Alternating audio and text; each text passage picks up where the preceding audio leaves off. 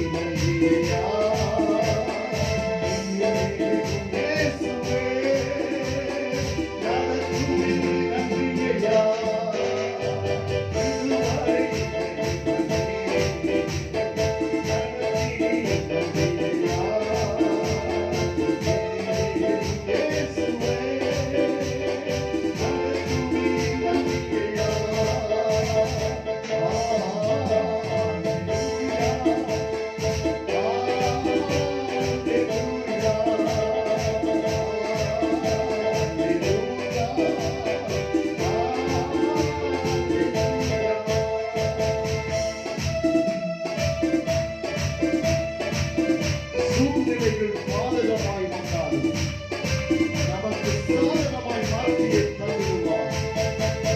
துன்பங்கள் வெள்ளம் போல வந்தாலும் இன்பமாய் மாற்றியை தந்திடுவார்.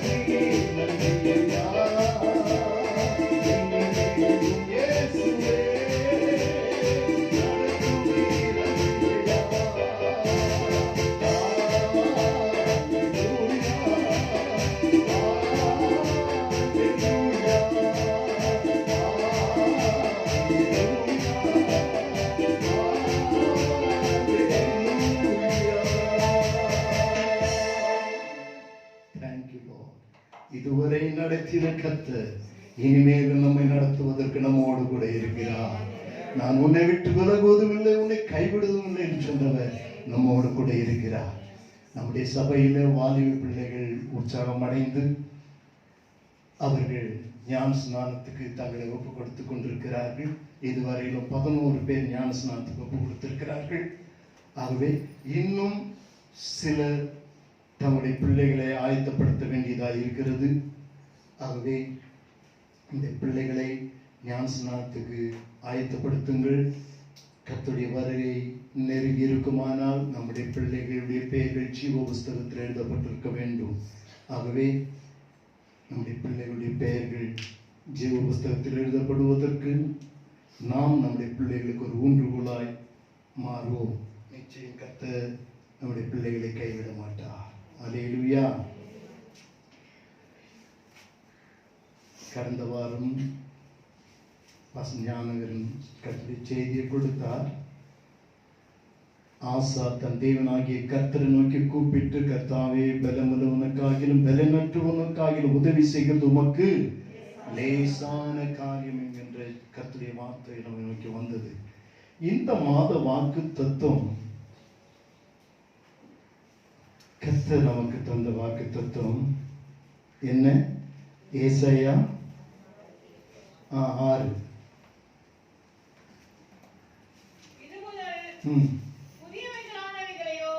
இது முதல் புதியவைகளானவைகளையும் சரி, ஆண்டவர் புதிய காரியங்களை நமக்கு தெரிவிக்கிறவராய் ஏற்படுத்துகிறவராய் கடந்து வந்திருக்கிறார். கடந்த நாட்களிலே இதோ புதிய காரியத்தை செய்கிறேன், அது இப்பொழுதே தோன்றும், வனாந்தரத்தில் வழியையும் அவாந்தர வழியில் ஆறுகளையும் உண்டாக்குவேன் என்று சொல்லி கடந்த நாட்களில் கர்த்தருடைய செய்திகளை நாம் கேட்டோம். இந்த நாளிலே நாம் கேட்க இருப்பது வெளிப்படுத்தல் 21:6. பிரகடன అధ్యాయం 21 5వ వాక్యం. Revelation chapter 21 verse 10. சிங்காசனத்தின் மேல் வீற்றிருக்கிறவர் இதோ நான் சகலத்தையும் புதிதாக்குகிறேன் என்றார். கர்த்தருடைய நாமம் மகிமைப்படுவதாக. நான் சகலத்தையும் புதிதாக்குகிறேன். ஆண்டவர் வாக்கு கொடுத்தால் அதை நிறைவேற்றுவார். இப்போ இந்த வெளிப்படுத்தல சகலத்தையும் புதியதாக்குன்னு சொன்னா,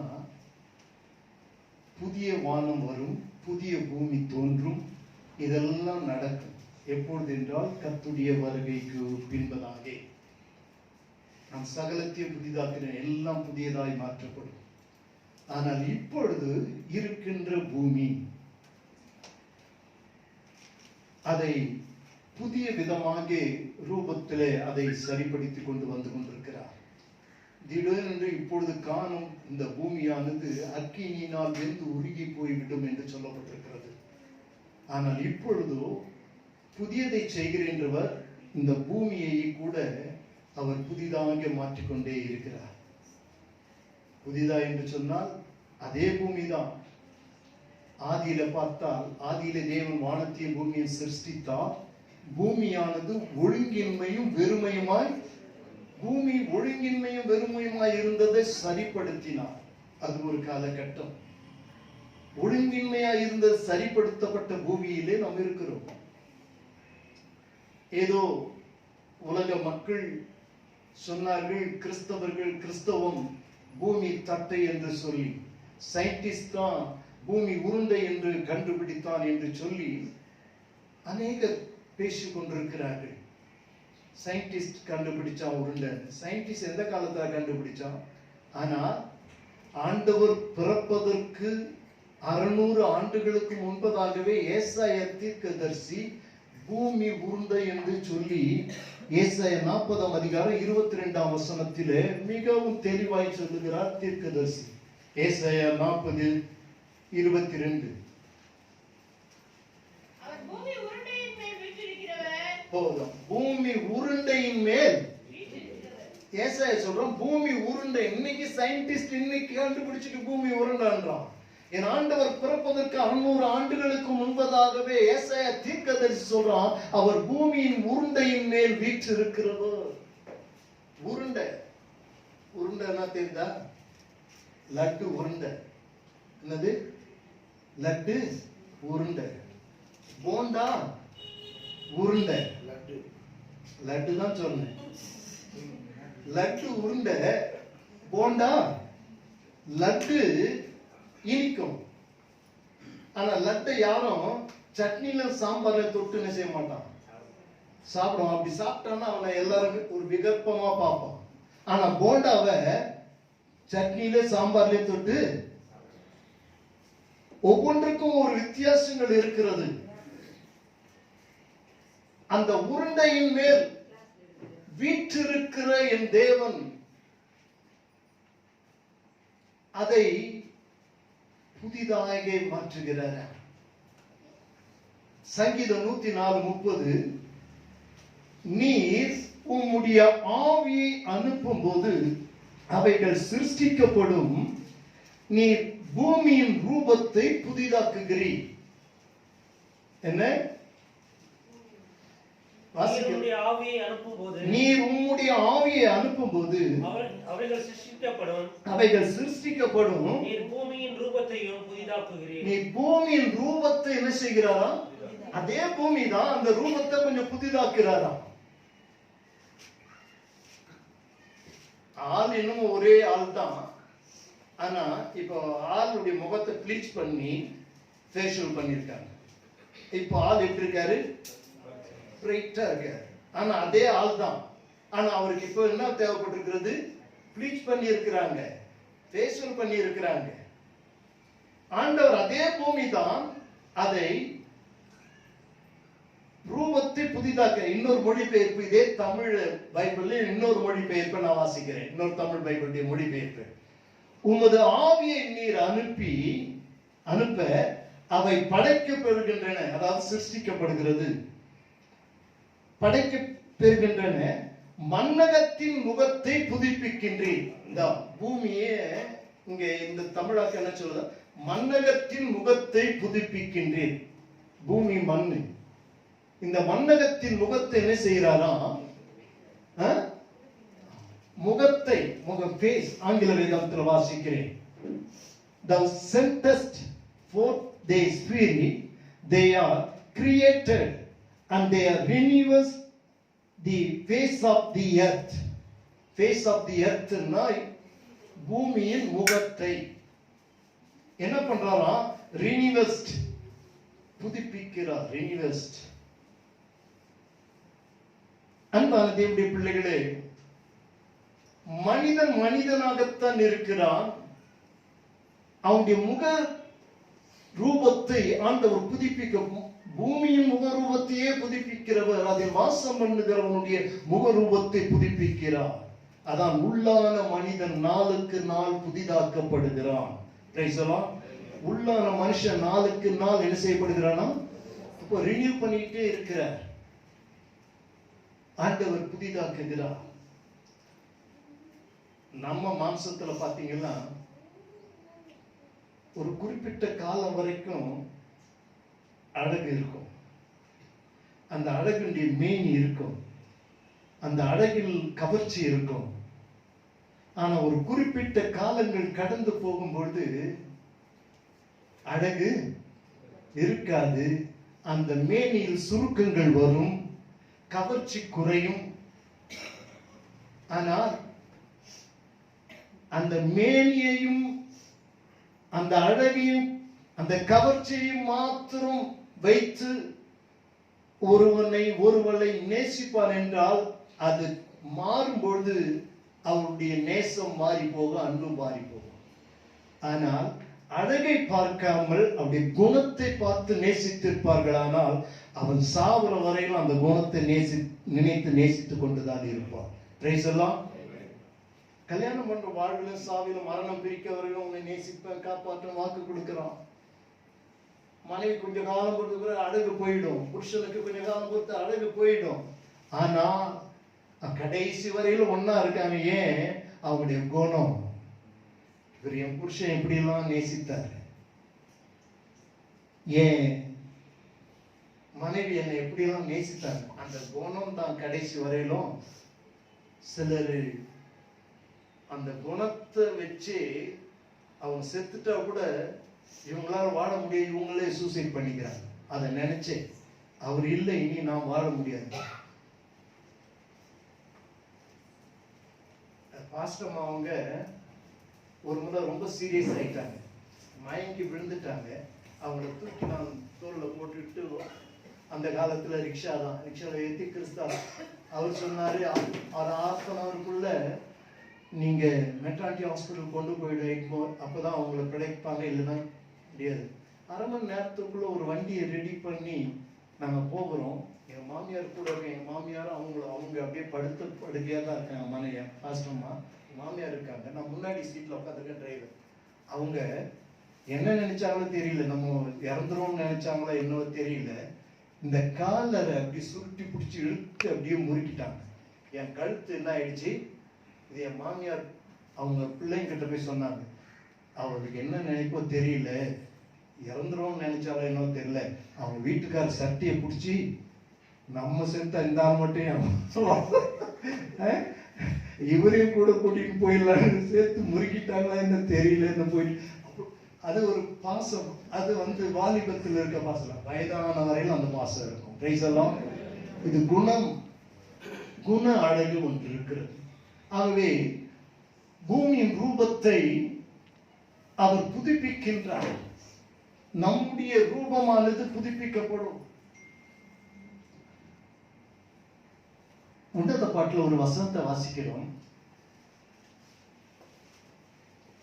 உன்னத பாட்டு 2:14. கண்மலையின் வெடிப்புகளிலும் சிகரங்களின் மறைவிடங்களிலும் தங்கும் என் புறாவே, உன் முக ரூபத்தை எனக்கு காண்பி. எதை காண்பி? எதை காண்பி? முக ரூபத்தை எனக்கு காண்பி. கண்மலையின் வெடிப்புகளிலும் சிகரங்களின் மறைவிடங்களிலும். புறா இருக்கு பாருங்க, இதுக்கு எப்போ ஆபத்து இருக்கும். வேடன் எப்பவும் வரும், வேட்டைக்கார் இல்லைன்னா வேட்டை நாய் வரும். வேடன் கண்ணி வைத்து பிடிப்பான், வேட்டை நாய்களை வைத்து பிடிப்பான். ஆகவே அதுக்கு எப்பொழுதும் ஆபத்து இருக்கிறது புறாவுக்கு. அதனால் அது என்ன செய்யணும்னா, மனிதர்களுடைய சஞ்சாரம் இல்லாத கண்மலையின் வெடிப்பில போய் தங்கிக் கொள்ளும். கண்மலையின் வெடிப்பில தங்கிக் கொள்வதால் சிகரங்களின் மறைவிலே, சிகரங்கள், சிகரத்துக்கு யாரும் ஏறி போக முடியாத அளவுக்கு அந்த இடத்துல போய் ஒளிந்து கொள்ளும். ஏன் இங்கே ஆபத்து இருக்கிறது? எப்பொழுது அதுக்கு சோதனை வரும் என்று தெரியாது. ஆண்டவர் இந்த உலகத்தில் வாழும் பொழுது தம்மோடு இருந்தவர்களை பார்த்து சொன்னார், நீங்கள் சோதனைக்கு உட்படாதபடிக்கு 1 மணி நேரமாவது விழித்திருந்து ஜெபம் பண்ணுங்கள். ஏன்னா எந்த நேரத்தில் சோதனைக்காரன் வருவான். நாம் இந்த உலகத்தில் இருக்கிற வரையிலும் சோதனைக்காரன் வருவான். நமக்கு சோதனை வரும். நம்மை பரியாசம் பண்ணுகிறவர்கள் இருப்பார்கள், நம்மை கேலி பண்ணுகிறவர்கள் இருப்பார்கள், நம்மை ஏசுகிறவர்கள் இருப்பார்கள், நம்மை குறித்து தவறான அவதூறான வார்த்தைகளை சொல்லுகிறவர்கள் இருப்பார்கள், நம்மை குறித்து கிண்டல் அடிக்கிறவர்கள் இருப்பார்கள். இவர்களெல்லாம் நம்மை சுற்றி தான் இருப்பாங்க. ஆனா இது எதுவும் நம்ம காதுல விடக்கூடாது. நல்லா புரிஞ்சுக்கங்க. உங்களை யார் என்ன பண்ணாலும் அது எங்க விடக்கூடாது, செவிட்டு விரியின மாதிரி இருக்கணும். நீங்க யார் என்ன திட்டினாலும் சரி, அது வீட்லயே சரி, பெஞ்சாதே திட்டினாலும் சரி, செவிட்டு விரிய மாதிரி நீங்க டிவியை போட்டு எதையோ பார்த்துட்டு இருக்க மாதிரி இருக்கணும். இந்த ஆளுக்கு அறிவே இல்லை. இப்போ நான் என்ன எவ்வளவு பேர் கத்தின்னு கிடக்குறாலும் டிவியை பார்த்துங்கிறான் பாரு, நீங்க கூட சொல்லியிருந்தோம். எதுனா சில சிரிக்கிறாங்க, சில நடந்து போட்டு எதுனா காது கேட்காதவங்க மாதிரி இருந்துடணும், பிரச்சனை இல்லை. நீ வாயை திறந்தா நீ ஒண்ணு சொல்லுவ, அவங்க ஒண்ணு சொல்லுவாங்க, பிரச்சனை அதிகமாகும். ஒண்ணு அப்படி பார்த்து நிறு, இல்லையா சட்டையை தூக்கி பார்த்து வெளியே போய் ஒரு டீ கடையில போய் டீயை குடிச்சு திரும்பி வா, இங்க சைலண்ட் ஆயிட்டு இருக்கோம். இந்த உலகத்துல நம்ம வாழும் பொழுது பலவிதமான சூழ்நிலைகள் வரும்பொழுது கொஞ்சம் அமைதியா இருக்கணும். இல்லைன்னா நம்மவும் கோவப்பட்டோம்னா நம்ம அபிஷேகத்தை இழந்துருவோம். அப்படி அப்ப அந்த புறா பாருங்க, இங்க சோதனை அதிகம், அதனால அது போய் கண்மலையின் வெடிப்புல தங்கிட்டு இருக்குது. அப்படி என்றால் ஒவ்வொரு விசுவாசியும் ஆண்டவருக்குள் மறைந்து இருக்க வேண்டும். பிரைஸ் எல்லாம். கர்த்தர் தான் கண்மலை. ஆமென். அவர்தான் பிளக்கப்பட்ட கண்மலை. அவருக்குள்ள நம்ம மறைஞ்சிருக்கணும். கண்மலை வெடிப்பிலும் மறைவிடங்கள், சிகரங்களின் மறைவிடங்களிலும் இருக்கிற என் புறாவே, எதை காண்பி? உன் முக ரூபத்தை காண்பி. ஆண்டவரே முக ரூபத்தை பார்க்க, நீ என்னதான் மறைஞ்சு இருந்தாலும் முகத்தை பார்க்கணும்னு ஆண்டவர் விரும்புறார். பிரைஸ் எல்லாம். ஞாயிற்றுக்கிழமை ஒரு நாளாயிலும் வந்து இந்த சாட்சி சொல்ற பாருங்க, அதுதான் முக ரூபத்தை காட்டுறது. பிரைஸ் எல்லாம். கர்த்தர் எனக்கு இந்த நன்மை செய்தார், கர்த்தர் எங்களை இப்படி நடத்தினார்னு சாட்சி சொல்றீங்க பாருங்க, அதுதான் ஆண்டவர் பார்க்கிறார். அவர்கள் தங்களுடைய முகரூபத்தை காட்டுகிறார்கள். நீங்க சொல்ற சாட்சியில ஒரு முகரூபம், அவரை நீங்க மையப்படுத்துறதுனால உங்க முகரூபம் வெளிப்படுது. அதை அவர் பார்க்கிறார், உங்க முகத்தை பிரகாசிக்க செய்கிறார். ஆமென். இந்த வாரம் சாட்சி இருக்கும், ஒருத்தர் எழுந்துக்கல. சில சபைகளை சாட்சிக்கு டைம் கிடையாது. இங்க உங்களுக்கு டைம் கொடுக்குறாங்க, ஆனா நீங்க தான் கர்த்தர் செய்த நன்மையை மறந்துடுறீங்க. இவ்வளவு பேருக்கு ஒரு சாட்சி இல்லையா? எழுந்து சொல்ல முடியாதா கர்த்தர் என்னை நடத்தினார்? உங்க முக ரூபத்தை நீங்கள் காட்ட வேண்டும். வாரத்துல ஒரு நாள் தான் வந்து கொஞ்சம் முகரூபத்தை காட்டிட்டு போறோம். ஆண்டவரே உங்க சன்னிதானத்துல வந்து நிக்கிறையா, என்னை பாரும். ஆண்டவர் பார்க்கும்படி நம்முடைய சாட்சிகள், நம்முடைய துதி ஸ்தோத்திரங்கள் அவருடைய சமூகத்தில் காண்பிக்க வேண்டும். ஆகவே அப்படிப்பட்ட அந்த முக ரூபத்தை அவர் புதிதாக்குகிறாராம். கொஞ்சம் பிரகாசிக்க செய்ய. மோசே கர்த்தருடைய சமூகத்தில் இருந்ததுனால அவருடைய முகம் பிரகாசித்ததான். யார் முகம்? அவன் ஆண்டவரோடு இருந்தது. தேவ சமூகத்தில் வருகிற உங்களுடைய முகத்தை தேவன் பிரகாசிக்க செய்கிறார். ஆகவே முக ரூபத்தை புதிதாக்குகிறார். ஒன்று. இரண்டாவது, ஒரு புது பலனை நமக்கு தருகிறார். ஏசாயா 41:1.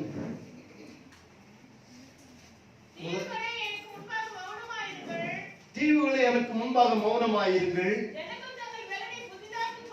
ஜனங்கள் தங்கள் பலனை புதிதாக்கி கொண்டு சமீபித்து வந்து பின்பு பேச கடவர்கள். நாம் ஒருமித்து நியாயாசனத்துக்கு முன்பாக சேருவோம். ஜனங்கள் தங்கள் பலனை என்ன ஆக்கி கொண்டு பலனை புதிதாக்கி கொண்டான். ஒரு புது பலனை பெற்றுக்கொண்டு. இன்னொரு தமிழாக்கம் அதே இதுல இன்னும் வேற தமிழாக்கத்தை நான் படிக்கிறேன். இதே வசனத்தை நான் வாசிக்கிறேன் பாருங்க. தீவுகளே என் முன்னே மௌனமாயிருங்கள். மக்கள் இனங்கள் தம் ஆற்றலை புதுப்பிப்பார்களாக. ஒரு டிரான்ஸ்லேஷன்ல தங்களுடைய பலனை இங்கே தம் ஆற்றலை புதுப்பிப்பார்களாக. ஆற்றல் என்று சொல்லுகிறதும் ஒரு பலன் போன்றது. ஆற்றல், பலன். அதே நான் ஆங்கிலத்தில் வாசிக்கிறேன். Keep silence before me, O Iceland, and let the people renew the strength. Renew the strength. பலன் என்ன செய்ய வேண்டும்? புதுப்பிக்க வேண்டும். அவங்களுடைய ஆற்றலை புதுப்பிக்க வேண்டும். பலனை புதுப்பித்துக் கொள்ள வேண்டும். தேவ சமூகத்து வந்து முகத்தை பிரகாசம் அடைய செய்கிறோம். முக ரூபம் பலன் புதுப்பிக்கப்பட வேண்டும் என்றால் என்ன செய்ய வேண்டுமா? வசனம் சொல்லுகிறது, கர்த்தருக்கு, ஏசாயா 40:31, கர்த்தருக்கு காத்திருக்கிறவர்களோ புது பலன் அடைந்து கழுகுகளை போல செட்டைகள் அடித்து எழும்புவார்கள். அவர்கள் ஓடினாலும் இடைப்படையார்கள், நடந்தாலும். இப்ப இங்க நல்லா பார்க்கணும். கர்த்தருக்கு காத்திருக்கிறவர்களோ புது பலன். இப்ப காத்திருக்கிறதுன்னா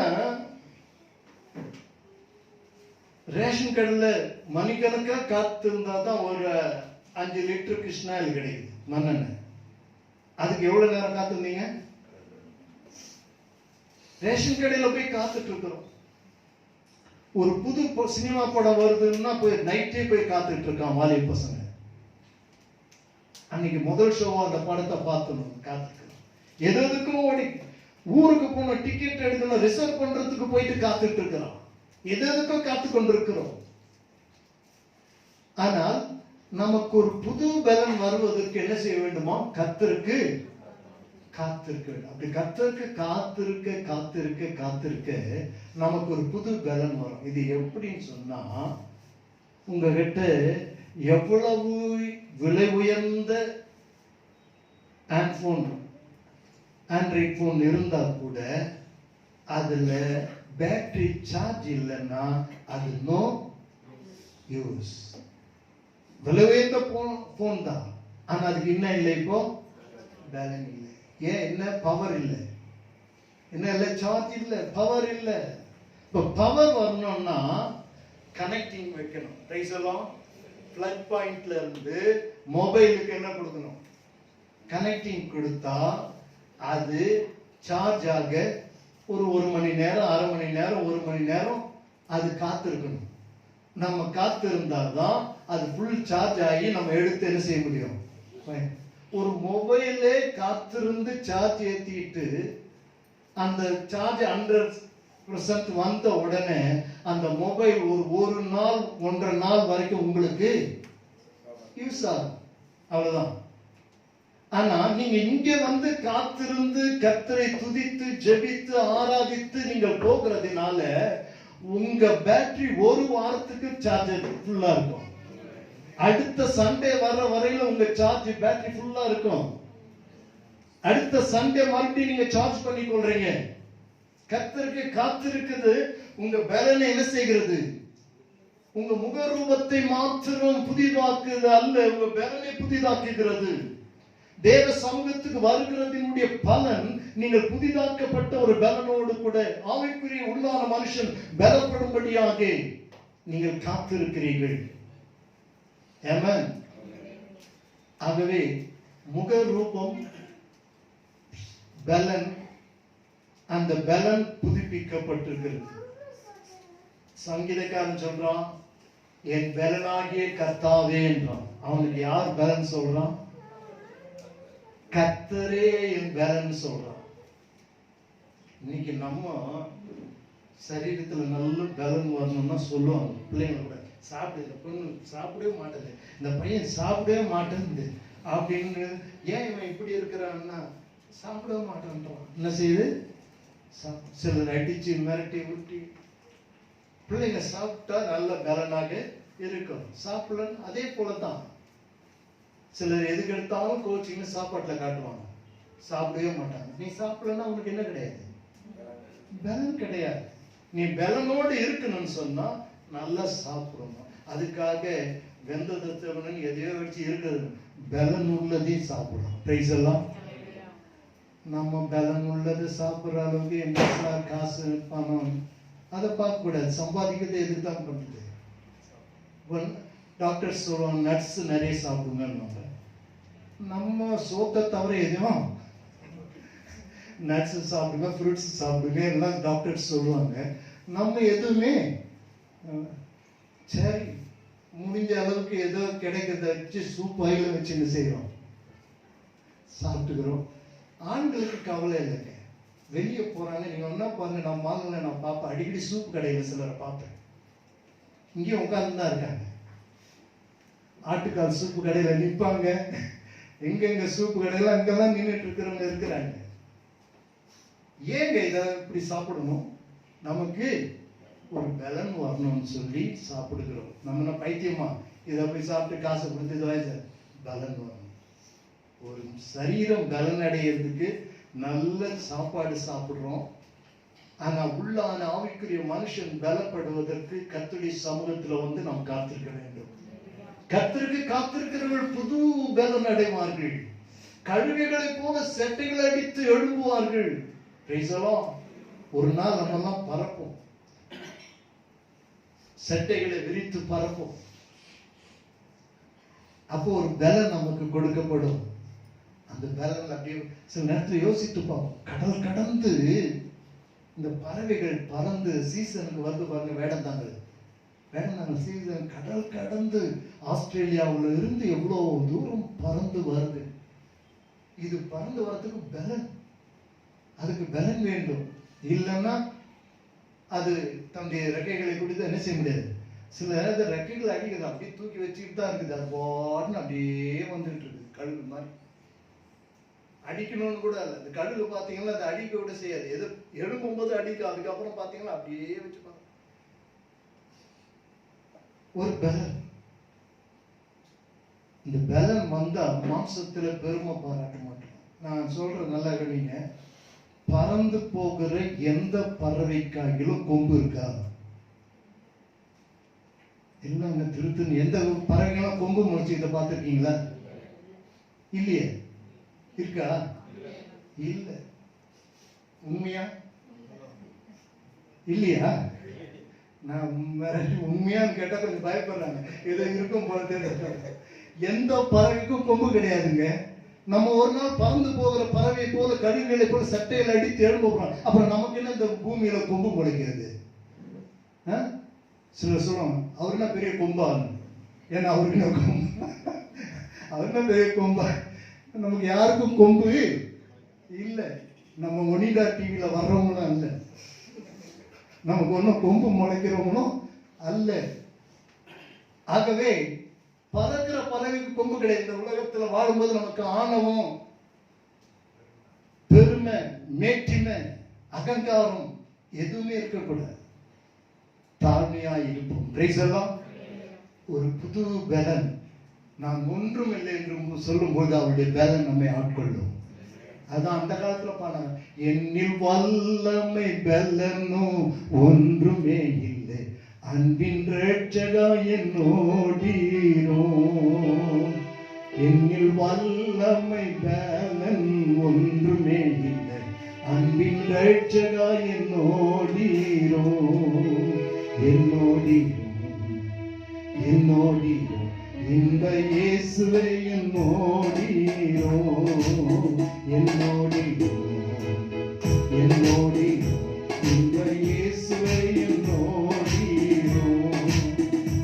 எப்படி சொன்னாங்க? என்னில் வல்லமை பலம் ஒன்றுமே இல்லை. தாழ்த்துனாங்க. ஆண்டவர் அவர்களை பலப்படுத்தினார்.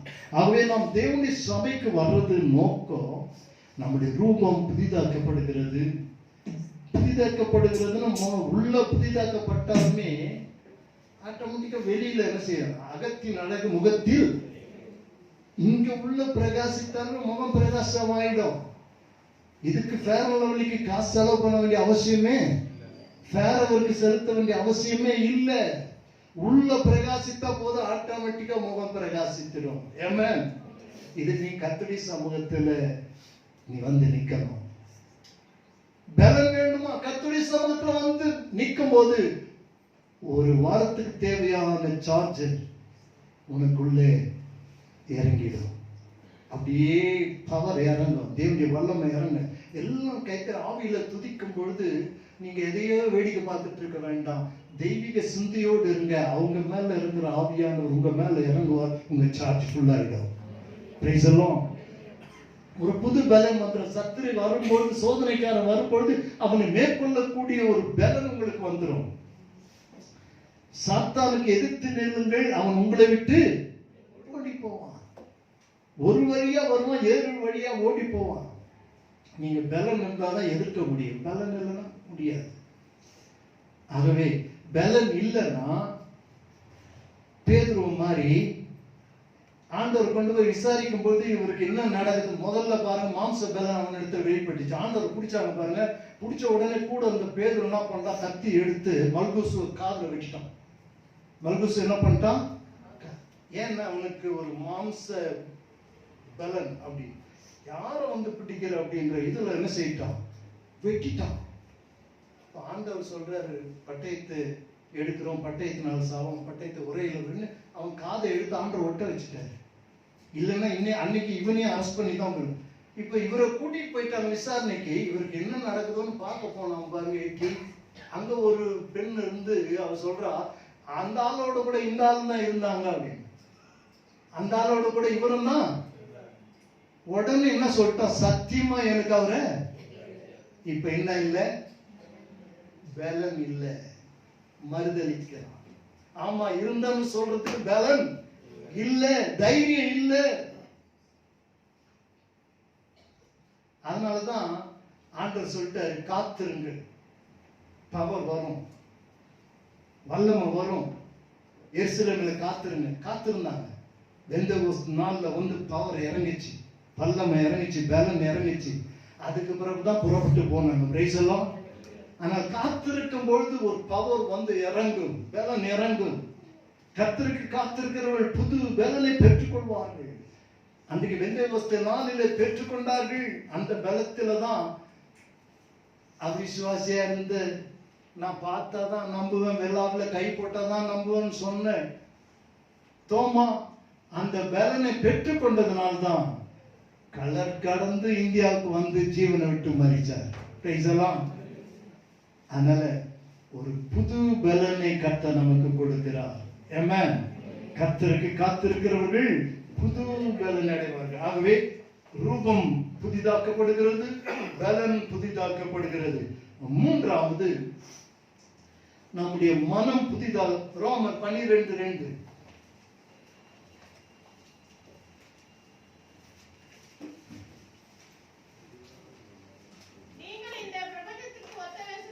நீங்கள் இந்த பிரபஞ்சத்துக்கு ஒத்த வேஷம் தெரியாமல் தேவனுடைய நன்மையும் பிரியமும் பரிபூர்ணமான சித்தம் இன்னதென்று பகுத்தறியத்தக்கதாக உங்கள் மனம் புதிதாகிறதினாலே மறுரூபமாகுங்கள். எது புதிதாகிறது? மனம்.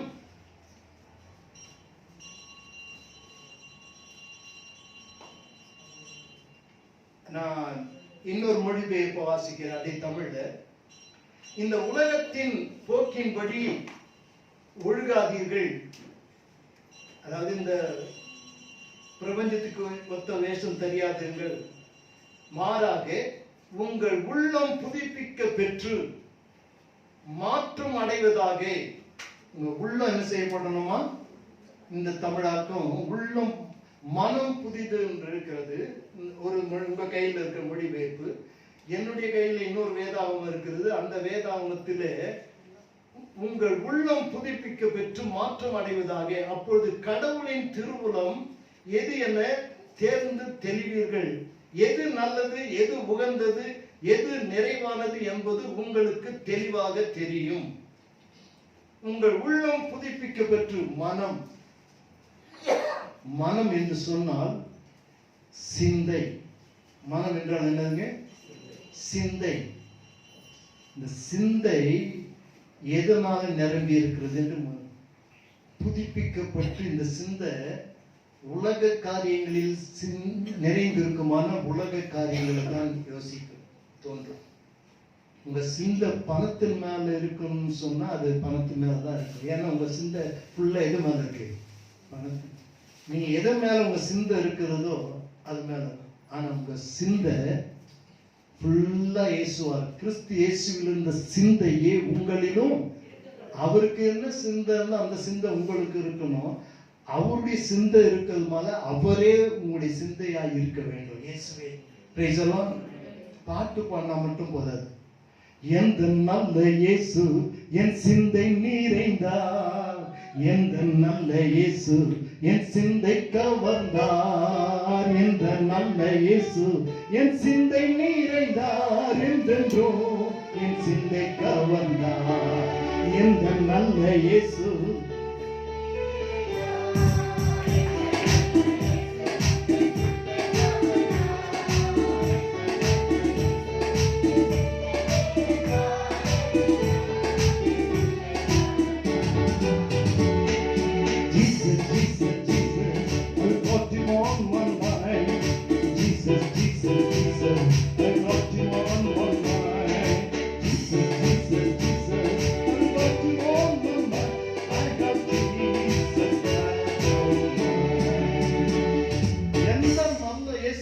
சிந்தை நிறைந்தா.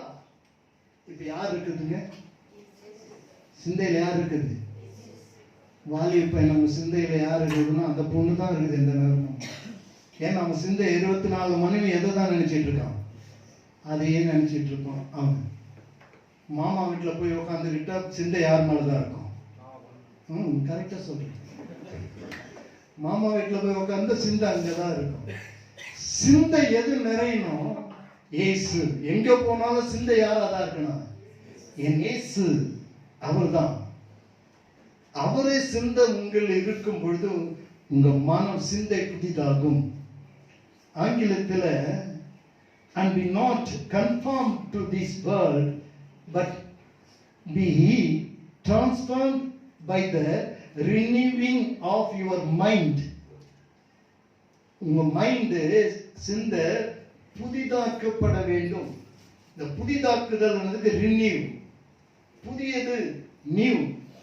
புதுப்பித்தல் ரிப்பேர். இப்ப எத்தனை வார்த்தைகள் தமிழிலும் ஆங்கிலத்திலுமாக இருக்கிறது. அல்ல மைண்ட் என்று ஆங்கிலத்திலே வருகிறது, மனது என்றும் சிந்தை என்றும் வருகிறது, உள்ளம் என்று வருகிறது ஒரு மொழிபெயர்ப்பு. ஆகவே எனக்கு அன்பான தேவனுடைய பிள்ளைகளே, நாம் புதிதாக்கப்பட்டவர்களாக இருக்க வேண்டும். ஆனால் பவுல் கொரிந்தியருக்கு எழுதும்போது 2 கொரிந்தியர் 4:14 ஆனபடியினாலே நாங்கள் சோர்ந்து போகிறதில்லை, எங்கள் புறமான மனுஷனானது அழிந்தும் உள்ளான அது இயல்பான உள்ளான மனுஷனானது நாளுக்கு நாள் என்ன செய்யப்படுகிறது. அந்த வசனம் அப்படிதான் சொல்றது. 4:14 நாங்கள் சோர்ந்து போகிறதில்லை, எங்கள் புறமான மனுஷன் என்ன செய்தான்? நாளுக்கு நாள்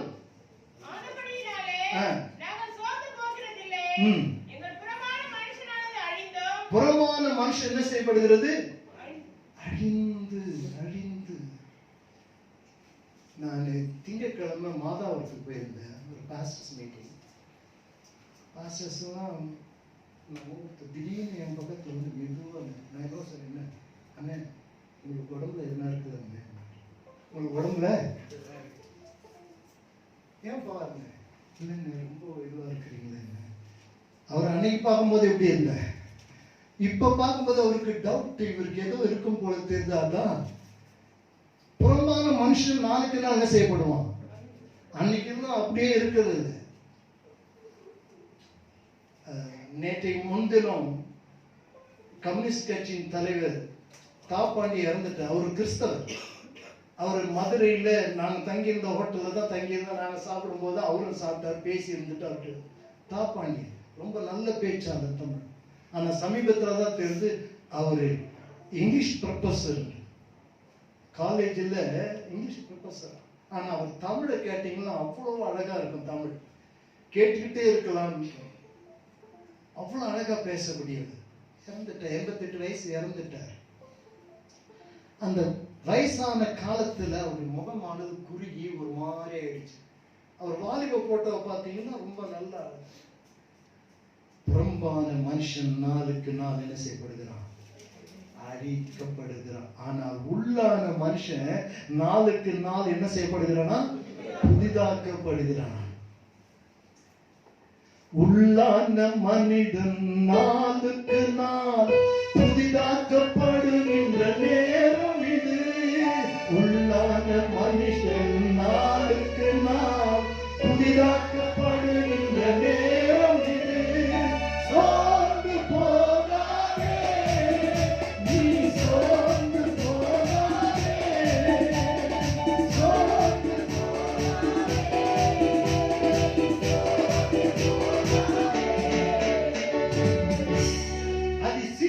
நீங்கிவிடும். லேசான உபத்திரம், லேசான உபத்திரம் அப்படியே மெலிஞ்சு உருகுலைந்து அழிஞ்சிட்டே வந்து ஒரு நாள் இந்த பூமியை அவர் என்ன பண்ணிட்டு இருக்கிறாராம், ஆவியை அனுப்பி புதுப்பிக்கிறார். ஆவியை அனுப்புறார். அதான் வசனத்தை பாஸ்தம், நீர் உங்களுடைய ஆவியை அனுப்பும் போது அவைகள் சிருஷ்டிக்கப்படும். இன்னொரு தமிழகம் ஆவியை நீர் அனுப்பி அவை படைக்க பெறுகின்றன. மண்ணகத்தின் முகத்தை புதுப்பிக்கின்றேன். ஆவியை அனுப்பி அதை செட்டரேட் பண்ற. இதே போல ஆவி, நாம் பயமுள்ள ஆவியை பெறாமல் பலமும் அன்பும் தெளிந்த புத்தியும், அப்ப பலமும் பலனை பெற்று ஒரு ஆவி வருது. அது வரும்பொழுது நாம் புது பலன் உண்டாக்குகிறோம். இதே போல உள்ளான மனுஷன் நாளுக்கு நாள் புதிதாக்கப்படுகிறான். தேவாவியானவர் இறங்கி கிரியை செய்கிறார். பழைய தோற்றம், பழைய மனுஷனுடைய புறமான மனுஷன் அழிக்கப்படுகிறார். இந்த வானம் திடீரென்று பூமி வெந்து உருகி போய்விடும். புதிய வானம் தோன்றும், புதிய பூமி உண்டாகும். வெளிப்படுத்தல் வாசிக்கலாம், புதிய பூமி புதிய வானம். இப்பொழுது இருக்கிற இந்த பூமி இருக்க பேசலாம், எல்லாம் கொண்டு போய் சேட்டலைட்லாம் வச்சு வச்சுக்காம அந்த மாதிரி இந்த பூமி இப்போ ஏன் அந்த புது ரூபத்தை கொடுக்கிறாருன்னா, இது மாசுபட்டிருக்குது. இந்த பூமி என்ன செய்யப்பட்டிருக்கிறது, மாசுபட்டு ஓசோன்ல ஓட்ட விழுந்துருச்சான். மாசு கட்டுப்பாட்டு சொல்லுது, இதை செய்யாதீங்க, பொல்யூஷன் அதிகமாயிடுச்சுமா, யாரும் கேட்கறது இல்லை. பூமி மாசுபட்டிருக்கிறது.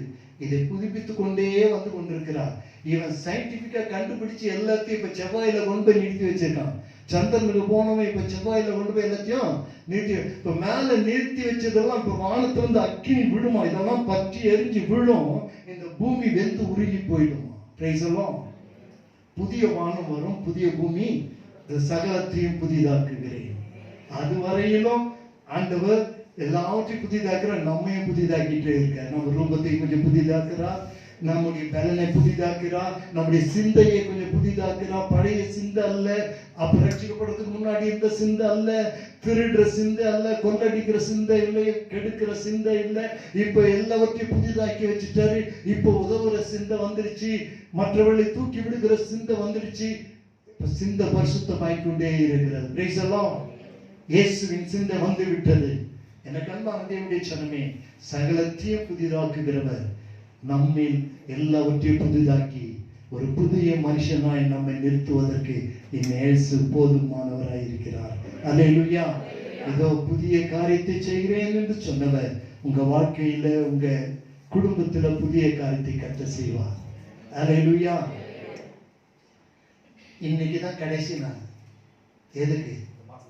இந்த மாசத்து பிப்ரவரிக்கு இந்த வாக்கு கடைசி மணி 2 மணி நேரத்துக்கு முன்னாடி கூட புதிய காரியத்தை கர்த்தர் உனக்கு செய்ய முடியும். அது கடைசி நிமிடத்துல ஒருத்தர் ரட்சிக்கப்பட்டோம். ஆண்டவரை பார்த்து உடைய ராஜ்யத்தில் அடியேன்னு ஆண்டவர் உடனே சொல்லிட்டாரு பாருங்க, இன்றைக்கு என்னோட கூட நீ பரதேசில் இருக்க. அவனுக்கு கிடைச்சது பாருங்க, அடிச்சது. நீ இன்னைக்கு ஏன் கூட எங்க இருப்ப? பரதேசில் இருப்ப. கடைசி நேரத்துல கர்த்தர் அற்புதத்தை செய்வார். நமக்கு புதிய காரியங்கள் புதிக்கும் தோன்றும். கர்த்தர் செய்ய நினைத்தது ஒன்றும் ஆகவே புதியதை செய்கிறேன் என்று வாக்கு கொடுத்தவர் இந்த நாள் மட்டும் நம்மை நடத்தி வந்திருக்கிறார். இனியும் அவர் செய்வதற்கு போதுமானவராய் இருக்கிறார். அல்லேலூயா. ஆகவே கர்த்தருடைய சமூகத்திலே காத்திருங்கள். புது பலனை பெற்றுக் கொள்ளுங்கள். புதிய முக ரூப பிரகாசத்தை பெற்றுக் கொள்ளுங்கள். உங்களுடைய சிந்தையில பரிசுத்தத்தை பெற்றுக் கொள்ளுங்கள். நிச்சயம் கர்த்தர் உங்களை ஆசீர்வதிப்பார். ஜெபிக்கலாமா? எல்லாரும் தலையில வாங்க.